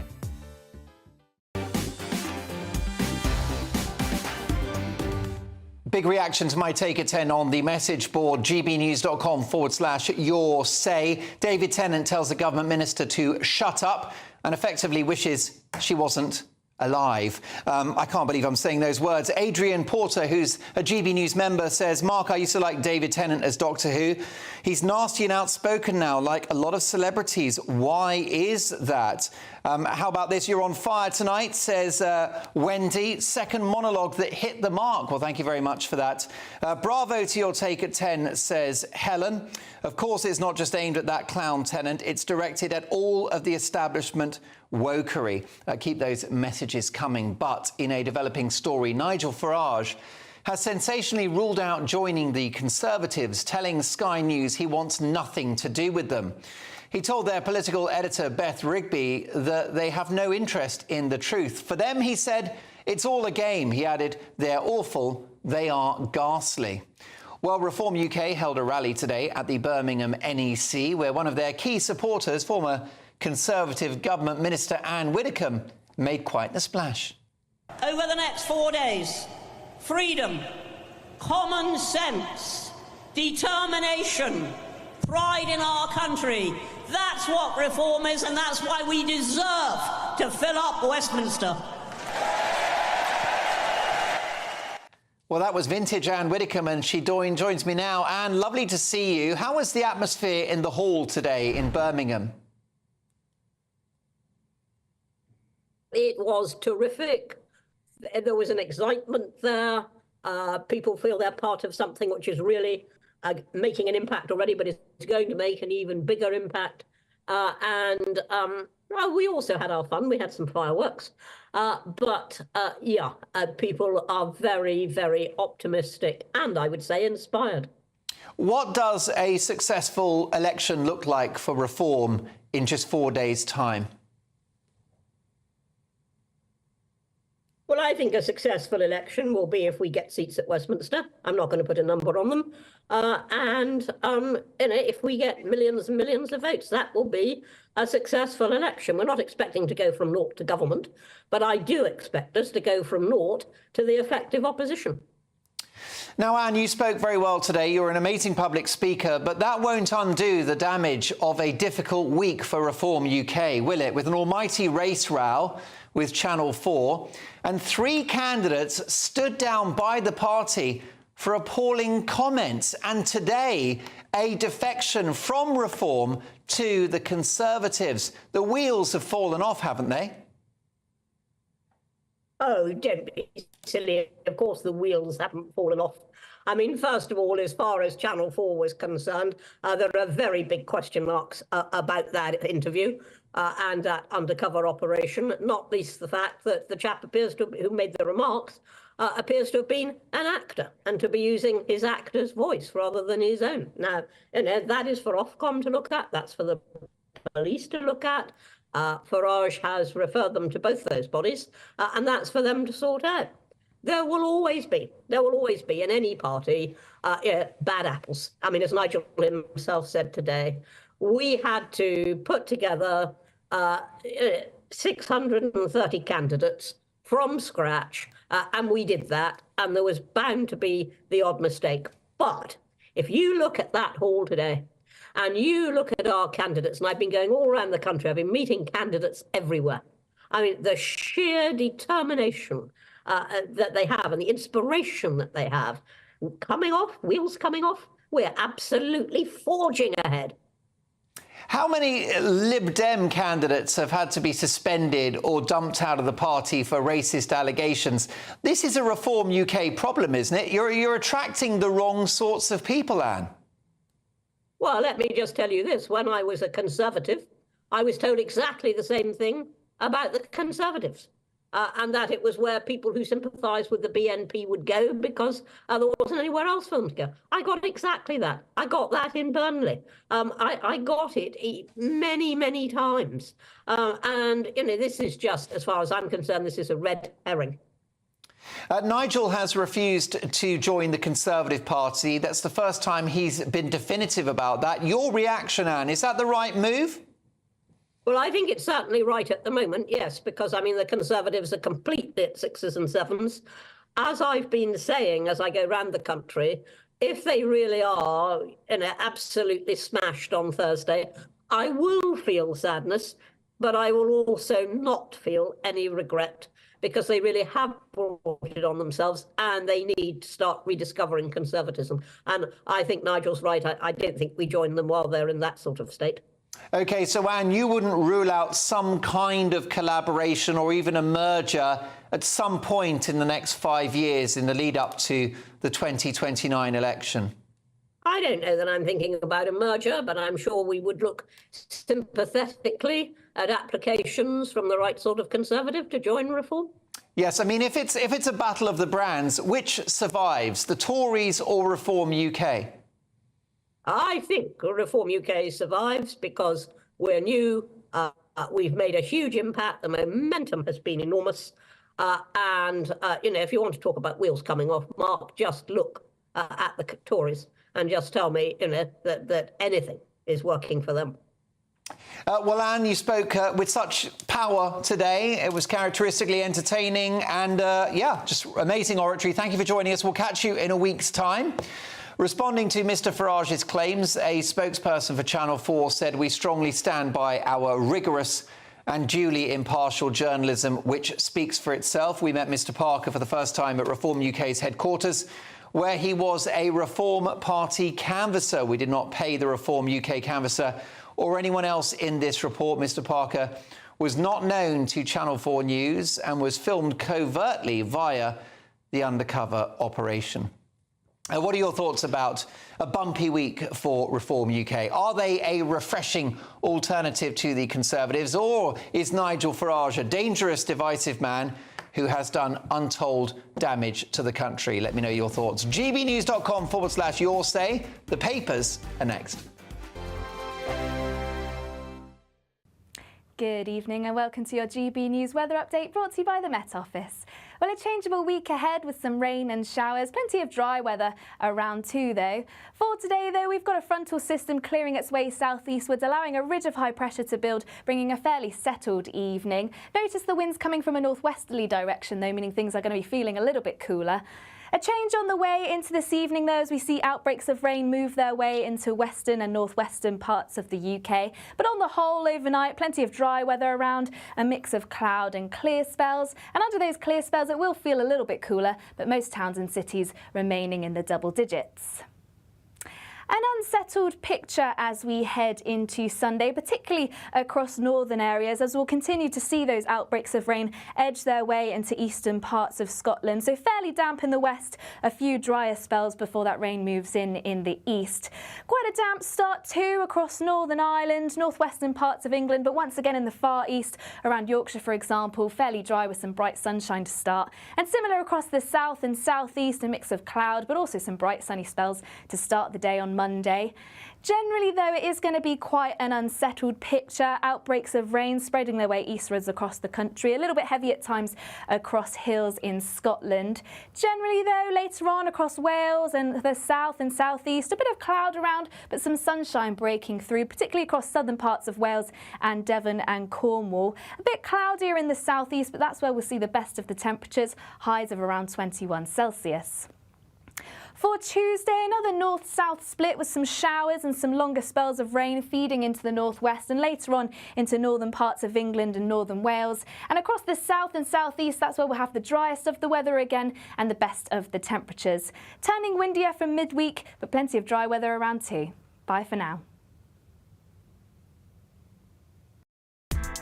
Join me, Nana Okoye, for an informative, interactive news programme with a difference. It's fun. It's true. You're not wrong. No one will be cancelled. Lovely. Join me from 3 p.m. every weekend, only on GB News, Britain's news channel. If you want your news to be straight talking, this is a nightmare for the Conservatives again. Down to earth. It's not just Nottingham where this is happening, is it? And most importantly, honest. Hard-working, middle-class taxpayers, they'll get their book thrown at them. They catch me, Martin Daubney, Monday to Friday, 3 till 6 p.m. on GB News, Britain's news channel.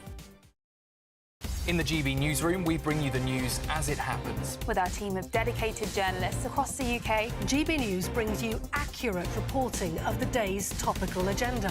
When the news breaks, wherever and whenever it's happening, we'll be there. This is GB News, the People's Channel, Britain's news channel.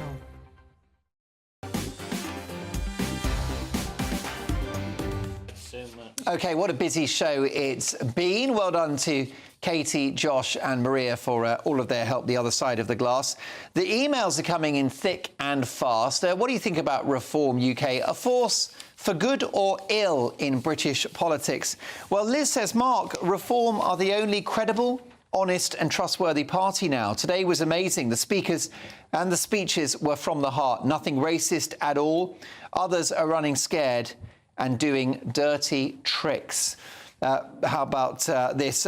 Jeremy, surely Reform need to highlight the amount of racist, anti-Jewish members that Labour and the other leftist parties have. Compared to them, Reform are as clean as a new pin. Alan, who is a GB News member, says, it's Nigel for me.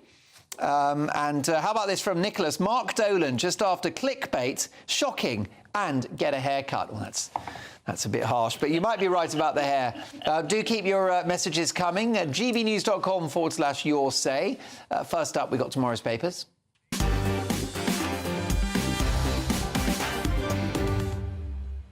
We start with the Daily Mail, and Jude's head over heels last-second scorcher spares England's blushes in nail-biting win. Now, that is England, who are through to the next round of the Euros. Well done them. And as Tories warn voters they face buyer's remorse if they give Starmer a supermajority, Sunak issues a rallying cry: don't lock in Labour for a generation. Disaffected Tory voters risk locking in a Labour government for a generation unless they act to prevent a Starmer supermajority, the Prime Minister will warn tomorrow. He's going to kick off a final frantic week of campaigning with a direct appeal to frustrated former Tory supporters considering a protest vote on Thursday. Daily Express now. Relaxing Sunday, of course not. You're watching England. And Kemi, my heart breaks when Tories turn to Reform. Kemi Badenoch says her heart breaks when Tory supporters defect to Reform. She admitted that no seat is safe in this election, even hers with a 20,000-plus majority.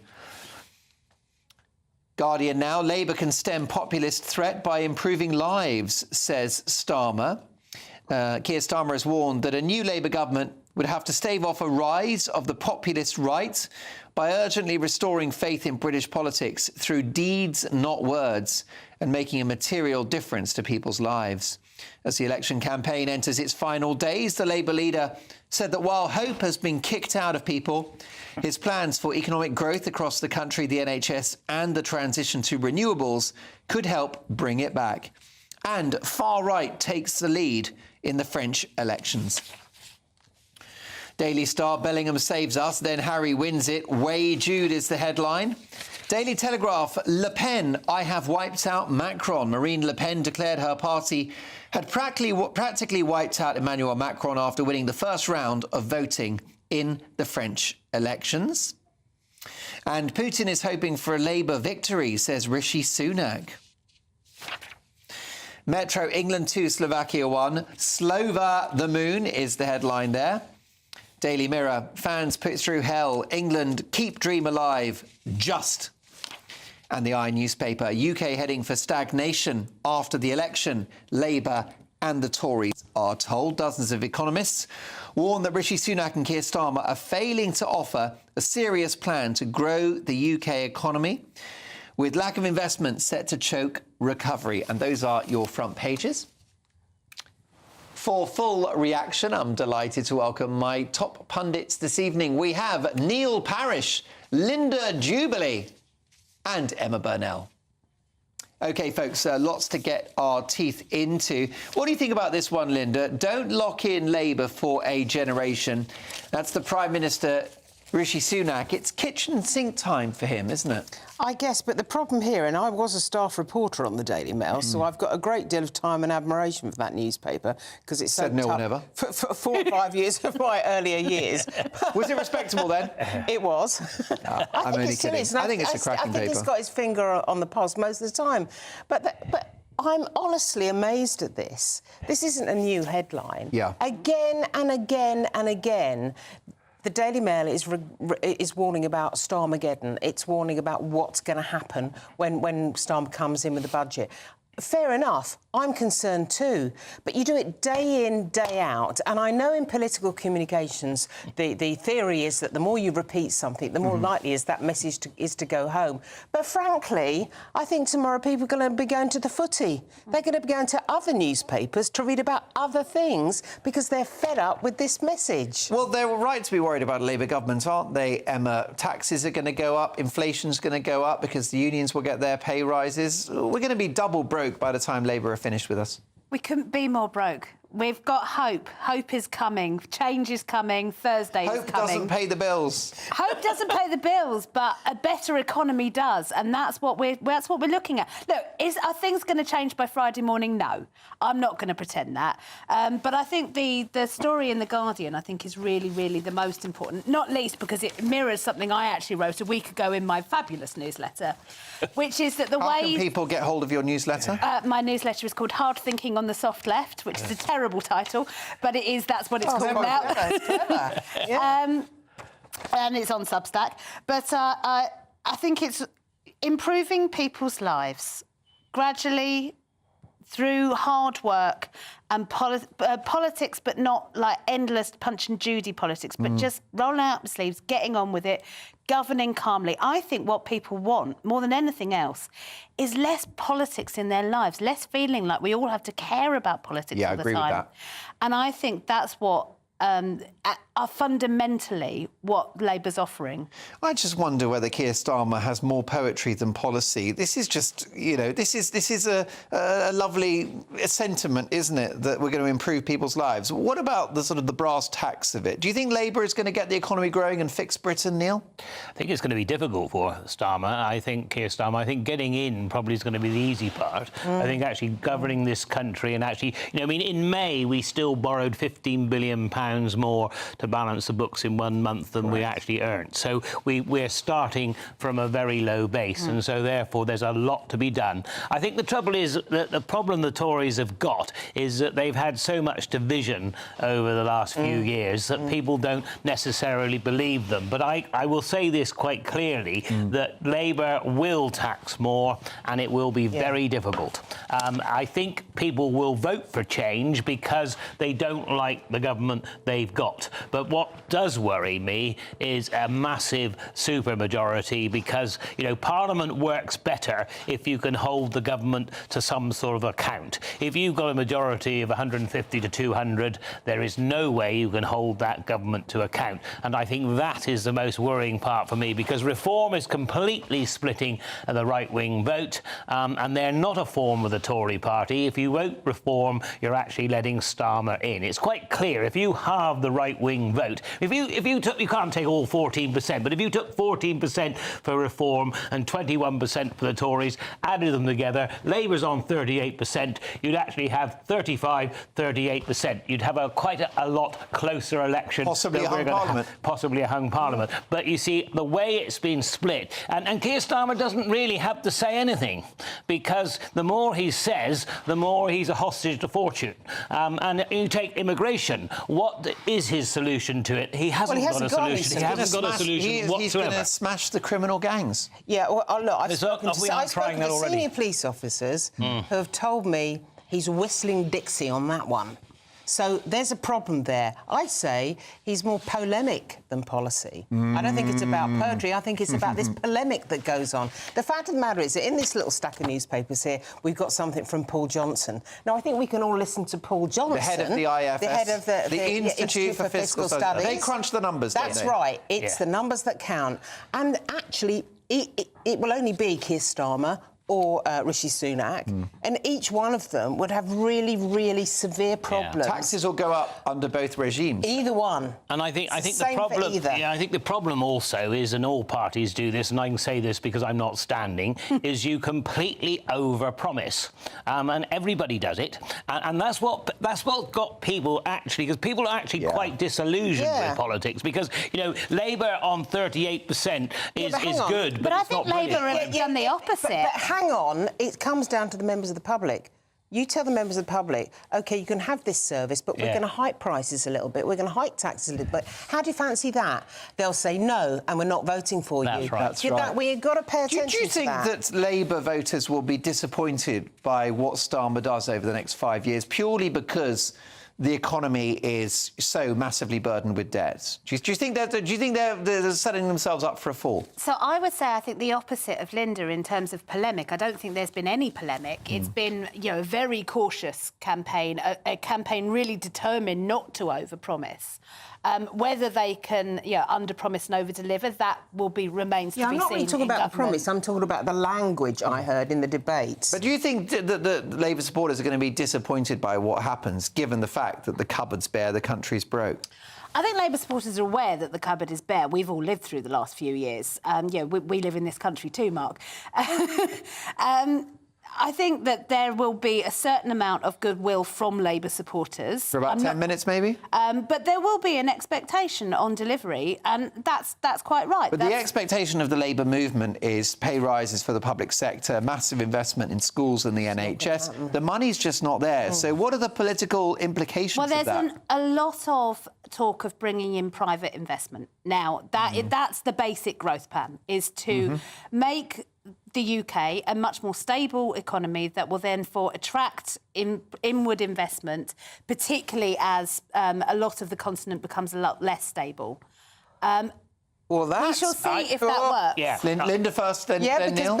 Because that's all supposition, that's all speculation. Yeah, no, I'm not saying, but I'm saying that is essentially what the plan is to change the economy, change things like planning rules in particular, in order to make us a more investable place. And that will bring more money in. All of those things will take time and they won't be instant. And I think I'm going to be quite controversial on all parties here, is this country has virtually become ungovernable, because I tell you why. Because of public expectation of what government can do. You have the pandemic. Let's borrow 350 billion. You've got an energy crisis. Let's borrow another 50 billion.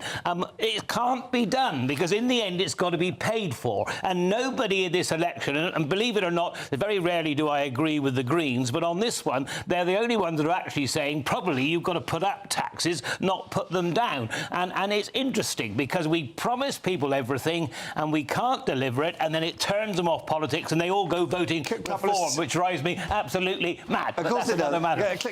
Couple of seconds, Linda, last word. Well, as we said earlier, perhaps we all need to be having more babies. Yeah. At least the younger. No, thank you. Talk to Neil. I probably won't have babies, but... No, but what, I'm not...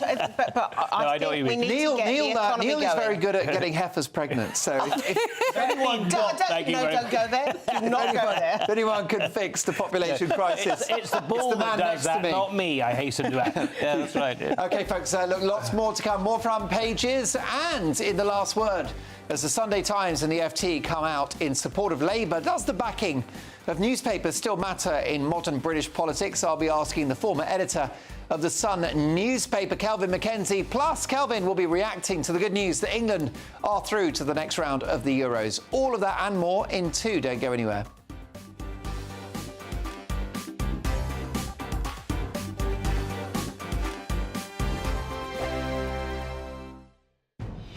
Good afternoon, Britain. Weekdays from midday.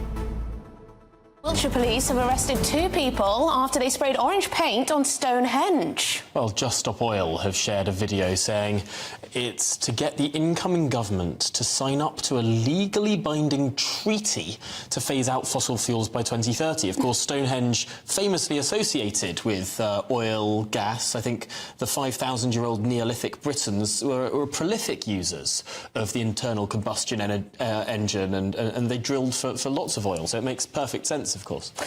Yes, we're going to be joined by Jill Taylor, a spokesperson from Just Stop Oil. Jill, thank you very much indeed. What on earth is this all about? This is just criminal activity under the guise of some kind of activism. No, that's not. That paint will be washed off really easily. So it's not long-lasting damage at all.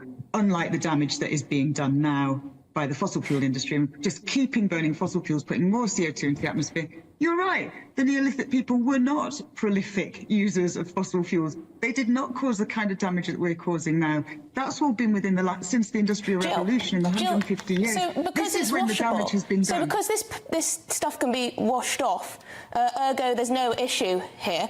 Well, Stonehenge aren't particularly happy about this. They've come out on their social media page and they say Stonehenge is protected by the Ancient Monuments Act and it is a criminal offence to damage the stones. There are also multiple rare lichen species growing on the stones that are also protected. So this isn't good for nature, is it? I think you're getting things so out of perspective here. What isn't good for nature is the damage we're doing now, and what's not good for nature globally is not good for you, it's not good for me, and it's not good for the people watching this programme. The People's Channel. On election night, we are throwing a party. The GB News Election Night Watch Party will be live from Essex and you are all invited. On air from 10 o'clock, we'll have familiar faces from across the channel, entertainment and lots more stuff as we keep our eye on all the results as they come flying in.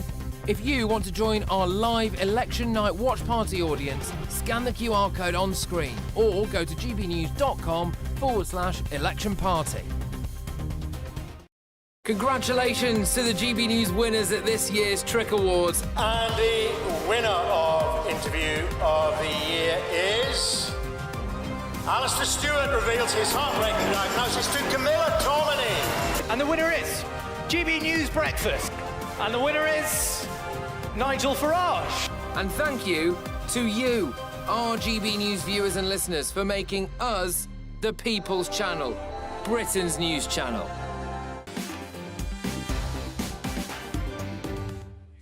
OK, we've got more papers coming in thick and fast, and this is the Sunday... no, the Times, I should say, the Times. Sunak turns fire on Farage in battle for the undecided voters. 3 lines through after last gasp leap, and French right humiliates Macron. Marine Le Pen's populist party is within touching distance of power after reducing the president's party to 3rd place. OK, folks, we'll look at lots to get through. Journalist and communications advisor Linda Jubilee, Neil Parish and Emma Burnell reacting to the big stories of the day. But first, it's time for the last word. As the Sunday Times and the FT come out in support of Labour, does the backing of newspapers still matter in modern British politics? Joining me now is the former editor of the Sun newspaper and the founder of TalkSport Radio, Kelvin MacKenzie. Kelvin, are you surprised by this decision on the part of News UK to get behind Keir Starmer, at least one of their titles, the Sunday Times? No, not particularly. I mean, I read. I'm probably the only person in the world that read the Sunday Times editorial from start to finish. It's a lengthy, not very interesting, and not very well done tome, in which it basically says Labour are rubbish, but they are untested rubbish, whereas we've tested the rubbish from the Conservatives, and that was found short, and that there are big issues ahead, and we're not sure that Starmer's up for it, but we're going to back him anyway. The more interesting point is, why hasn't the Sun said? Murdoch always told me to get in early with the endorsement for whichever party he wanted to support, because that would do him good in the corridors of power afterwards. If you come at the last minute, it's almost like I don't believe it vote. Well, the Sun hasn't said yet. It's only got 3 days to go. And the reason they haven't said is because between 2009 and 2013, Starmer was the Director of Public Prosecutions, which charged 25 totally innocent journalists. They lost 3 years of their life before they were all cleared by the Lord Chief Justice, effectively, right? And therefore, they shouldn't want to give until the last moment an endorsement to Labour. The party they should give the endorsement to is the one that their readers have supported, which is, because they're white working class, they support reform. That came out in a poll. Why don't the Sun actually do what their readers want to do, rather than what they view as their commercial imperative, which is being able to wander around the corridors of power and get changes in communications bills and the like. Do you think that the Sun will ultimately fall in behind Keir Starmer and Labour before Thursday, Kelvin, or is it a bit of a 50-50? Well, as I said, I imagine that they're going to eventually go for Labour. But does it matter? The Sun only sells, right, this is as a print version, right? In my day, I know it's a completely different world, 4.5 million, 12 million readers. It was incredible, astonishing. It may not have been the Sun what won it, but it came bloody close to winning it. So that was fine. Today it sells 400,000.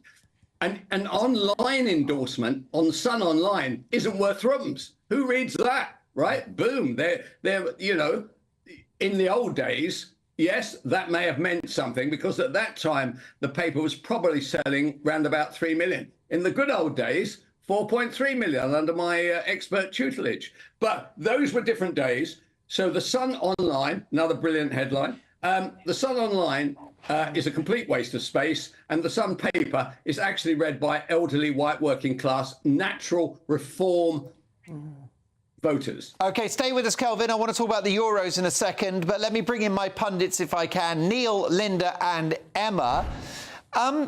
Linda, do you think that this move by the FT and the Sunday Times suggests that UK media is shifting leftwards?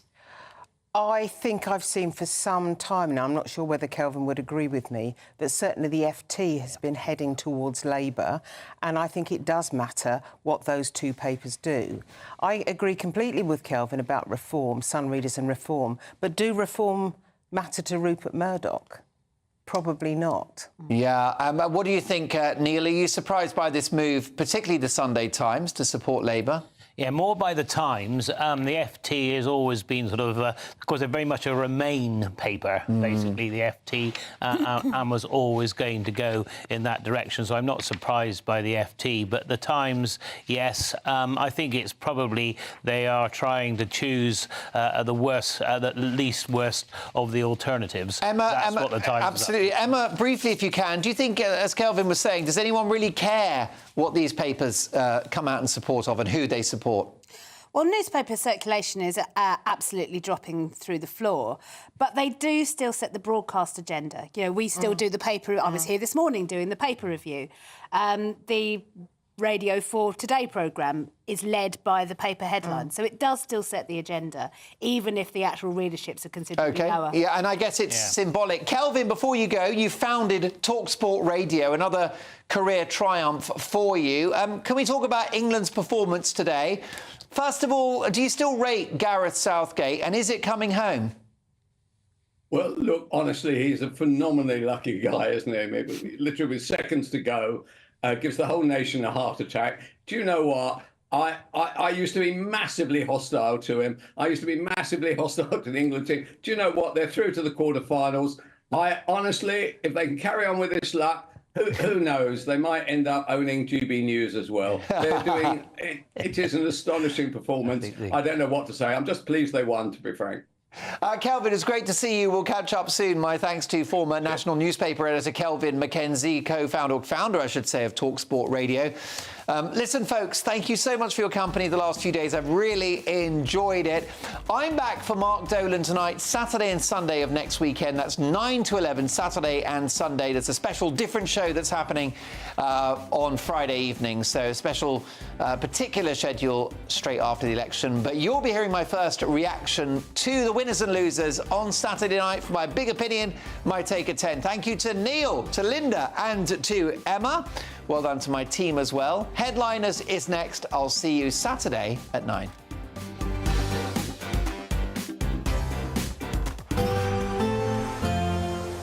That warm feeling inside from Boxed Boilers, sponsors of weather on GB News. Good evening and welcome to your GB News weather update brought to you by the Met Office. Well, a changeable week ahead with some rain and showers, plenty of dry weather around too though. For today though, we've got a frontal system clearing its way southeastwards, allowing a ridge of high pressure to build, bringing a fairly settled evening. Notice the winds coming from a northwesterly direction though, meaning things are going to be feeling a little bit cooler. A change on the way into this evening, though, as we see outbreaks of rain move their way into western and northwestern parts of the UK. But on the whole, overnight, plenty of dry weather around, a mix of cloud and clear spells. And under those clear spells, it will feel a little bit cooler, but most towns and cities remaining in the double digits. An unsettled picture as we head into Sunday, particularly across northern areas, as we'll continue to see those outbreaks of rain edge their way into eastern parts of Scotland. So fairly damp in the west, a few drier spells before that rain moves in the east. Quite a damp start too across Northern Ireland, northwestern parts of England, but once again in the far east, around Yorkshire for example, fairly dry with some bright sunshine to start. And similar across the south and southeast, a mix of cloud, but also some bright sunny spells to start the day on Monday. Generally, though, it is going to be quite an unsettled picture. Outbreaks of rain spreading their way eastwards across the country, a little bit heavy at times across hills in Scotland. Generally, though, later on across Wales and the south and southeast, a bit of cloud around, but some sunshine breaking through, particularly across southern parts of Wales and Devon and Cornwall. A bit cloudier in the southeast, but that's where we'll see the best of the temperatures, highs of around 21 Celsius. For Tuesday, another north-south split with some showers and some longer spells of rain feeding into the northwest and later on into northern parts of England and northern Wales. And across the south and southeast, that's where we'll have the driest of the weather again and the best of the temperatures. Turning windier from midweek, but plenty of dry weather around too. Bye for now. Looks like things are heating up. Boxed boilers, sponsors of weather on GB News. £30,000 in tax-free cash really could be yours. It's our biggest cash prize of the year so far, and you could be getting that winning call from us to tell you that you're our next Great British Giveaway winner. You're joking. Really? Seriously? It's not a wine, what is it? Oh, slippy neck. Oh dear. Oh my God. This is amazing. I'm in shock. Like I said, I've never won anything like this. That is absolutely fantastic. We're over the moon. Thank you. For a chance to win £30,000 in tax-free cash, text cash to 63232. Text costs £2 plus one standard network rate message. You can enter online at gbnews.com/win. Entries cost £2. Or post your name and number to GB07 PO Box 8690 Derby DE1 9TT. UK only. Entrance must be 18 or over. Lines close at 5 p.m. on the 30th of August. Please check the closing time if listening or watching on demand. Good luck. This is GB News, Britain's news channel. Recent polling suggests dentistry has become the hardest NHS service for patients to access, within NHS treatments still 15% lower than pre-pandemic levels. So a YouGov survey reveals that more than 70% of Brits describe seeing the dentist as difficult, compared with 64% for GPs and 42% for A&E services. One British man, get this, he even took to flying 10,000 miles for dental care, saying the extra time and money spent was far less hassle than trying to get an appointment on the NHS. I mean, it's a sad state of affairs.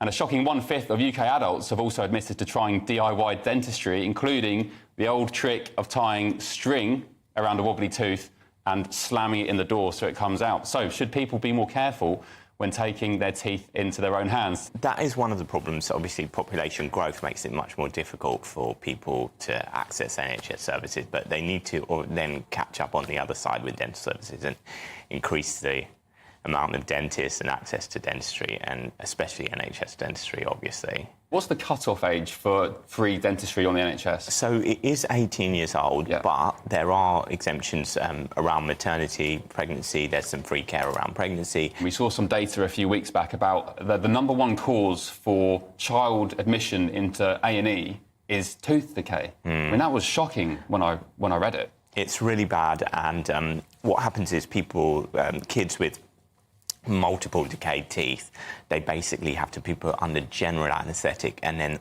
all those rotted teeth have to be extracted under general anaesthetic. Like, if those baby teeth start going crooked, then the adult teeth start going crooked as well. Right. So it is important to look after the baby teeth. It's really important. I think they should make it more central to their policies, definitely. The People's Channel.